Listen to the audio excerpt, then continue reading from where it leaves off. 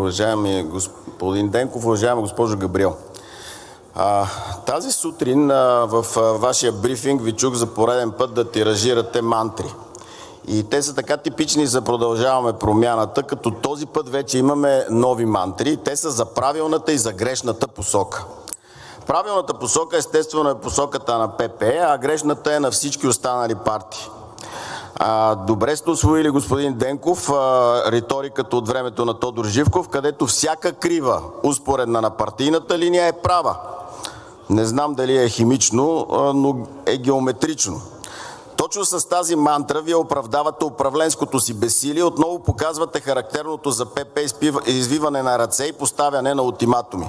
Правилната посока е само и единствено когато се назначават наши хора. В този смисъл ДАНС е пробита структура и абсолютно грешна институция, когато пише доклади за потенциални нарушения с машините за изборите, например, или за нарушенията, които се извършват от нашите хора. ДАНС обаче е много правилна институция, никак не е пробита, когато подготвя справка за не нашите хора. Любопитно е, че Продължаваме промяната и техния министър-председател се активират на живот и смърт, когато става дума за управление на сериозни бюджети. Например, на 8 милиарда за Националната здравноосигурителна каса, какъвто беше случая вчера.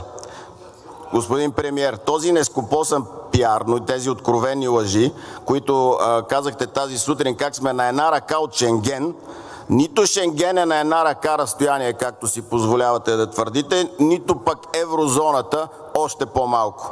Това са просто двете смокинови листа на тази порочна сглобка. Та покрай скандала с машините се разкри и още един проблем. Този с нерегламентирания натиск върху министри от вашето правителство, който вече приема такива главоломни и опасни за страната размери. Ако си спомняте, господин премиер, първи от натиски и заплахи се оплака министъра на електронното управление Александър Йоловски, на който мандатоносителя Кирил Петков му забранил да прилага закона за обществените поръчки и да си избере там някакви ваши фирми. Втори от натиска за кадруване се пък оплака Кирил Стоянов, вътрешния ви министър. Та в криминалния казус Петков притиска Йоловски, вие по стар български обичай сте се снишил, докато мине бурята. Но трябва да ви попитам нещо. Може ли и министрите да са прави и мандатоносителя да е прав? Не може. Един от тези две страни лъже. Та вие, господин министър-председател, изяснихте ли си кой лъже в тези два казуса, тези два криминални казуса? Министрите ли лъжат или лъже Кирил Петков? И ако министрите лъжат, вие ще поискате ли тяхната оставка? И да ви припомня, кога ДАНС е правилната институция за вас?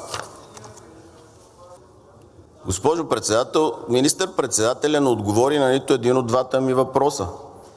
В шизофренията или министрите лъжат и трябва да ги оттеглите, господин министър-председател, защото сте доброто, моралното, светлото, бъдещето и най-вече сте правата линия, правилната посока,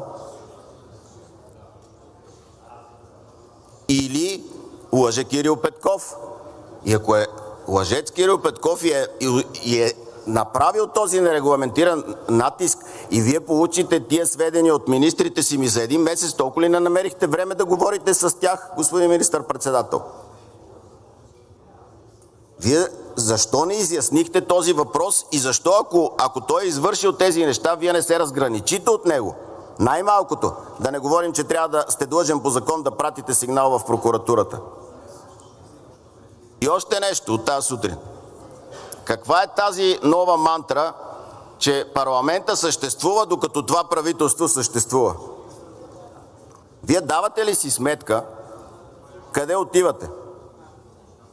Господин министър-председател, не е нормално да очакваме от химик да познава правото в Република България. Да, не химик ще познава и дълбочината на българската Конституция. Но като сте заели този пост, трябва добре да знаете, че правителството съществува единствено и само защото е избрано от този парламент. И единствено и само в съответствие с решенията на този парламент то развива дейността си. А не обратното, както вие очевидно сте си въобразил през последните 7 месеца, в които сте избран и назначен на тази длъжност. Затова много ви